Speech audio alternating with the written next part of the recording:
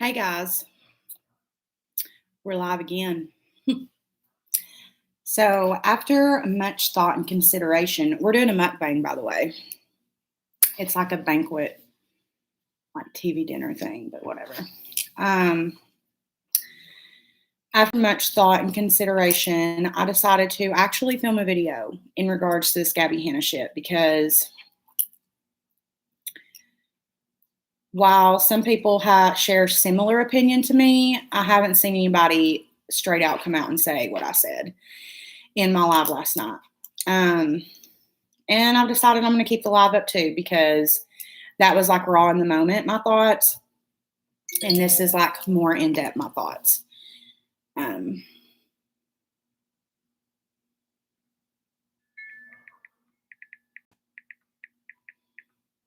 So yeah, I just got done filming. I have a TV dinner and a Bud Light. Whatever, man. But I wanted to talk about a couple of things today because I've been looking at the comments on most recent Gabbie Hanna videos. You know, Dustin Daly has now made a video. Peter Mon's made a video. Repzilla, Hello Leash, like everybody's making videos about it. But again, I haven't seen anybody with exactly what I had to say, which is I think that I'm not a professional or anything, but I was married to and with someone for years with the pathological lying disorder. And the way that she behaves and is willing to really say whatever she needs to make the other party look like they're the one in the wrong is like looking in a glass mirror and looking in the glass ball and looking at my life years ago with this person. But another thing that I've noticed is her comment section. So we all know the Gabbie Hanna stands. Like if you're familiar with her stands, they literally will stand behind her regardless. But looking in the comments underneath TikToks and underneath Twitter and different things like that, they're like, really, Gabbie? Like, whoa. You know what I'm saying? And Repzilla mentioned this in his video. And I was like, that's very shocking because that is like the opposite of what her stands typically do. Typically, they go after whoever it is. Now, don't get me wrong. There's still some of her stands, which she's quote tweeted, retweeted them with their opinion. Because, of course, Gabbie still does believe that she never starts drama. Like, she sincerely believes that. And that's another thing my ex-husband used to do, was he would genuinely, they believe their lies. Like, after so long, they believe them. It's not, what did she say in that voice memo to Trisha? Like a lapse in her memory or whatever. It's not that. It's you start to believe your own lies and you genuinely believe them. Like I remember my ex, he believed that stuff, like believed it. And it has you questioning your own sanity in reality. You start questioning actual reality, like Trisha said. It's just very resonates home for me with everything that's going on. And I really hope that she takes a step away from social media. But unfortunately, I think the reason why she's showing out right now is to promote this 12-part series that she's went on to Twitter to talk about. And I'm not familiar with the community that she's trying to be poster child for right now. I don't know anything about it. I have read some tweets from people who are part of this community. Peter Mon actually shared that he's had some of his following reach out to him that are part of the community and is like, this is wrong. This is not what we stand for. You know, da-da-da. It's just like, a lot. Like, it's a lot. Like Hello Leash said, it is exhausting to keep up with all this shit. Like, isn't it wild to think that just a couple of weeks ago, nobody was like talking about Gabbie Hanna? And now all of a sudden, when she's got this 12-part series coming out, now it's all everybody's talking about. Just saying. My husband was really good at that. My ex-husband was really good at getting me to think whatever he wanted me to when he needed it.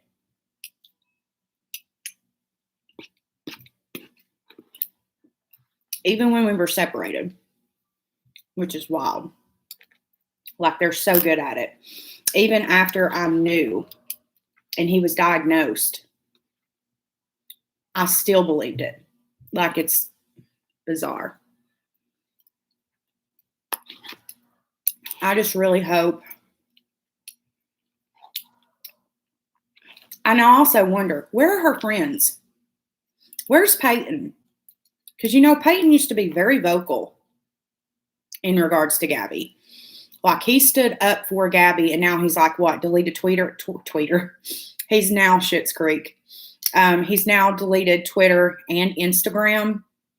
And when people go to ask, like, well, why did he delete this? Gabbie's like, oh, he's not, he's not an influencer. He's not a public figure. But she used to literally link his Twitter below videos. Where is everybody? Where's Renee? Where are these people? Does anybody know the tea on this? What's really going on? I don't know. Also, people are talking about Spencer, which is the boyfriend that apparently Glass Mirror was written about, has now blocked her.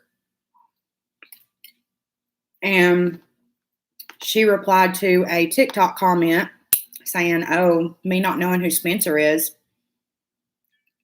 Yeah, you do. Yeah, you do. No. Where the fuck are her friends? Like, I've been wondering this. Because I'm not really friends. I'm really, like, wondering, like, where's Peyton? Because you all know he used to be extremely vocal in taking up for her. On her podcast, on Twitter, wherever. Yes, I'm having a beer right now. Do you want to know why? Because I've been talking about Gabbie Hanna for 2 hours. I have 2 hours worth of footage that I have to edit for you guys. I also haven't eaten anything today, and I was just starving, and I was like, what is the first thing that I can eat? And it's this bowl, which actually isn't bad. It's pretty much a KFC, like, mashed potato bowl. It's pretty good. Not going to lie. I really like the green beans in it, but me and my tangents. Also, my hair is like in a mind of its own today, so please ignore it, because ignore it in tomorrow's video too. I also privated my live because I made this video and I was like, well, I'm going to private that one.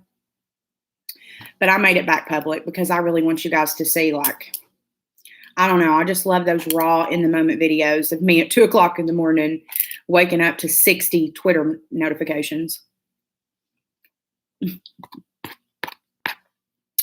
Shout out to my friend Stephanie, who is willing to follow Gabbie Hanna on Twitter and send me her tweets. You're a real one. Her last episode, Tantrum, or whatever you want to call it, Irene was there plenty. And yes, as well, Peyton. I know. Like when she was doing the YouTube has me shadow banned and all of her conspiracy theories. Like, I remember that one live, Renee was literally sitting on the back of her couch, like right behind her. Twitter. Jesus. And Peyton was like walking around and shit. And he was there. He was sitting behind her on the bed and stuff. And she did like those lives back to back to back. They were both on her podcast. The one where she actually did, like, well, she calls it her breakdown. I think she is on her own because they've always been super, like, vocal, and you know, Gabbie. And if they were around to put in a Insta story or a TikTok or whatever, you know she would have them in it. You know. Especially if you've ever dealt with a really, really smart liar. You know. I don't know. But trying to, like, figure out all of her lies is exhausting. Like, I'm so tired that it's, what, 2:42 and I'm drinking a Bud Light at a TV dinner. Literally my papa.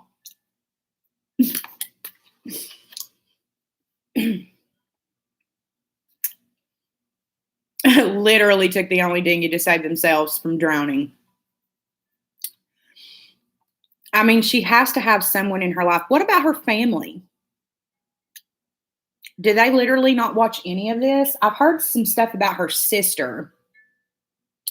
I don't know if this is true or not. I've heard this from a source. So it's hearsay. So take it for what you will. But I heard that her sister's on TikTok or something, and maybe in something about how she's been saying some things. Does anybody know anything about this? Is this actual information? Because, you know, I know how I am with my sisters. And if they were being harmful to another person, I would literally be like, hey, whoa. I mean, I love them with all my heart, and they know that. But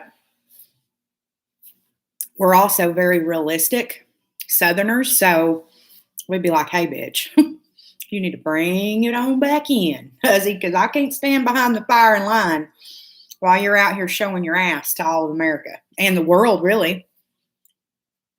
I don't know. It's just so bizarre how she only does this, like when she literally has something coming out, she's using drama. I mean, when did Rachel Oates even do that book review? Was it not months and months ago? Because I remember watching it. It was a while ago. It's not like it was last week. And then the lies that she told about the conversation she had with Oscar Wilde and Jimmy Snow or Mr. Atheist.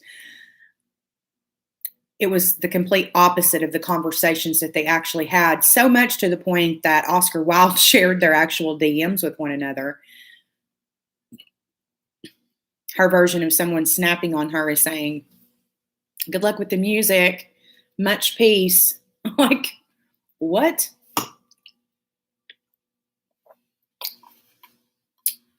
Just like a whole other version of reality. And the problem is that she's bringing someone into this who has made it very clear that they're not mentally stable right now, Trisha. Which, of course, I'm going to try my best to refer to as they, them, their, or just Trisha. I had a really hard time doing that when I just filmed my video. So there may be some parts that I have muted, mute the sound. Trisha literally plead with Gabbie Hanna in her video she did last night to leave her alone, leave them alone. And Gabbie still quote tweeting stands saying, oh, Trisha, Gabbie's not you. She's not going to kick you while you're down. In what world? I really just need to know. Where do these stands get this information? Gabbie does not give a shit about nothing or no one but Gabbie.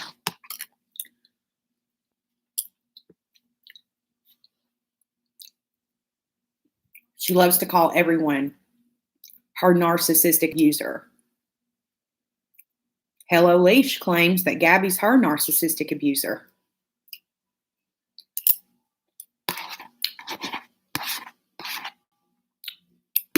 I'm curious. What is the definition of that?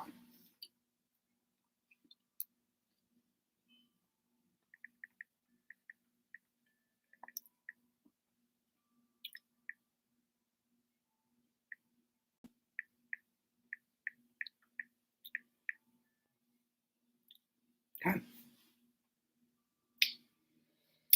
Narcissistic abuse is a hypernym for psychological, financial, sexual, and physical abuse of others by someone with narcissistic traits or suffering from narcissistic personality disorder, NPD. What are signs of narcissistic abuse? They seem so perfect. People doubt the abuse took place. So that's easy. That's easy for her to say then, because of course people are going to doubt that it took place when there's no evidence of it. They started a smear campaign. Oh my God, that literally sounds like her verbiage right there. She probably has this whole thing like screenshot and saved. That you feel isolated, you freeze up. That's not a fact. You have no problem, Gabbie, going after whoever it is. You have trouble making decisions. You always feel like you've done something wrong. Is this actual? What do they do to their victims? They devalue their victims, purposely seeking to make them feel worthless. So they may subjugate their will. Then unrelenting mind games of the narcissist are incredibly damaging to those on the receiving end. They can lead to anxiety, depression, and a whole host of other psychological effects. So makes them feel worthless.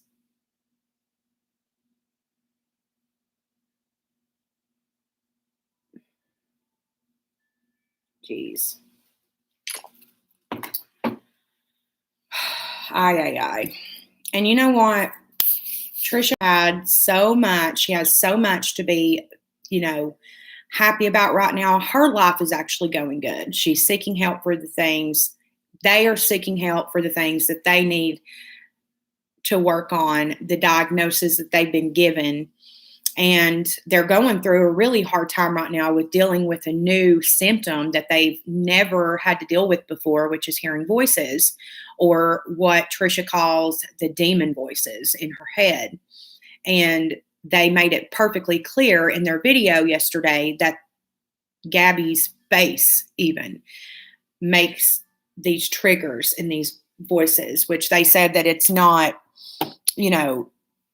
directed primarily due to, it's not all primarily due to Gabbie, but Gabbie's, like, it doesn't help. It triggers and makes it worse. So, fuck. This is another fucking mess that Gabbie created. But you know what she's going to say. Oh, I didn't start this. I don't start the drama. Then what do you do? I would be very curious to know, along with, I'm sure, everyone watching right now. What do you do then?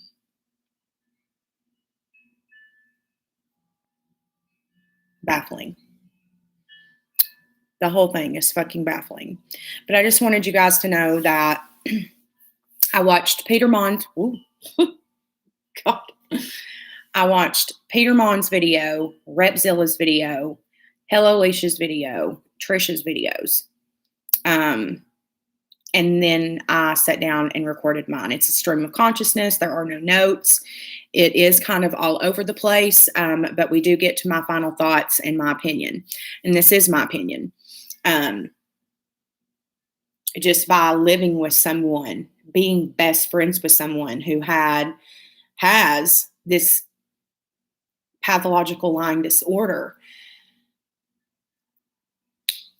I don't know. I'm just very curious to know your all's thoughts, your guys' opinion, what you guys think, because I don't know. Let's just look it up. What is, here we go.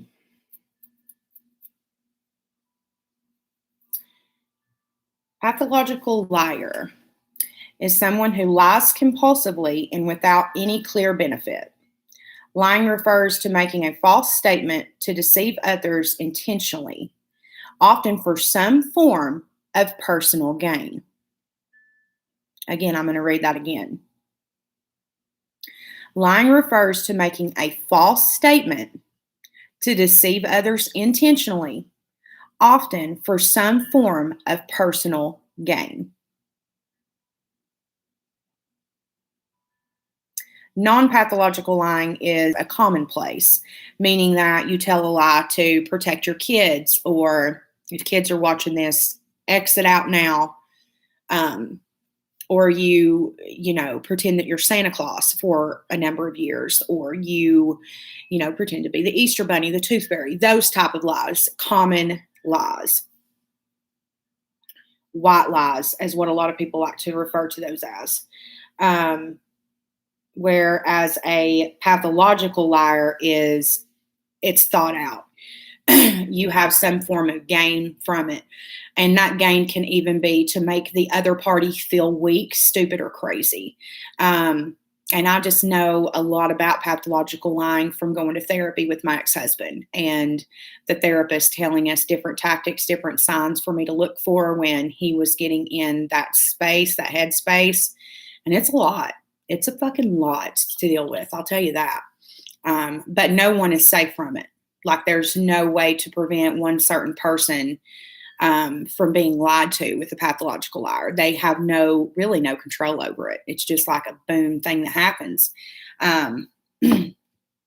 However, then you have, what is it called? It's like compulsive. Yeah, compulsive lying, which is an even deeper form of pathological lying. It's when compulsive and pathological are mixed together. Like, if you can imagine a pathological lie and a compulsive lie making a baby. When those two come together, at that point, you are strategic with your lies. But again, it's for a personal gain, something that you are going to personally gain out of it, whether it's to make someone else look crazy or stupid, or you have some type of book or series or song coming out, or whatever it may be. I don't know. You guys look it up and read about it before tomorrow's video. And I really want your guys' thoughts and opinions on the matter. That is the whole point of thoughts on videos, is to hear your guys' thoughts and opinions on the matter. Thank you guys for eating lunch with me today. I love you guys. I will get to editing this video so I can get it up for you as early as possible tomorrow. I think I'm going to go take me a nap, to be honest. I don't even really want this beer.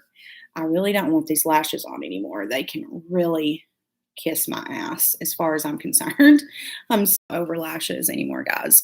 But yeah, you didn't miss it. Oh no. I had lunch with you guys. I had a banquet TV dinner, and we talked about the Gabbie Hanna video that I just filmed. I was going to go ahead and film my monthly favorites video, but I think I'll just film it for you guys tomorrow, even though I have a very jam-packed day tomorrow. So I may not be able to film tomorrow. But my monthly favorites, that one's a hard one to edit because I have to edit between each individual product. So that's a tough one for me to edit.